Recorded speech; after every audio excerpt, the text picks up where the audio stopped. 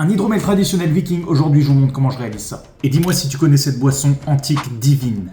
La première étape, c'est de bien désinfecter le matériel. Ensuite, je vais préparer de l'eau que je vais mettre à bouillir pour faire une infusion que je vais mélanger à mon mélange. Et en séparé, je commence à faire chauffer de l'eau en bouteille. Je vais préparer 5 litres de boisson, là j'ai mis 3 litres et demi d'eau à chauffer. Ensuite je vais rajouter mon infusion et du jus de pomme. Je verse mon infusion et ce sera un hydromel fleuri. Traditionnellement autrefois c'était ce qui était consommé pendant les mariages. Il était dit que le côté fleuri était privilégié par les dieux pour le romantisme. Et maintenant je rajoute mon jus de pomme. Mais dépassez pas les 20% de jus de pomme, sinon ce sera beaucoup trop cidré. Je vais commencer à rajouter mon miel ici. C'est du miel mélangé avec du sureau.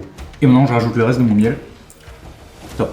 Un bon miel, ça fait un bon hydromel. On met à peu près entre 250 et 300 grammes de miel par litre d'hydromel. On mélange et ensuite on va mettre à refroidir. Je refroidis mon hydromel dans l'évier avant de l'ensemencer avec les levures. Ça sera la fermentation et donc la dernière étape de notre réalisation. Bien sûr les levures c'est pas obligatoire, vous pouvez utiliser les levures sauvages qui se trouvent directement dans le miel, mais pour ça il vous faut du miel de qualité, du miel d'apiculteur et pas de supermarché. On semence et ensuite on va laisser fermenter tranquillement. Et maintenant les amis, on se donne rendez-vous dans 1 mois et demi, 2 mois pour mettre ça en bouteille et surtout le déguster. Allez, salut!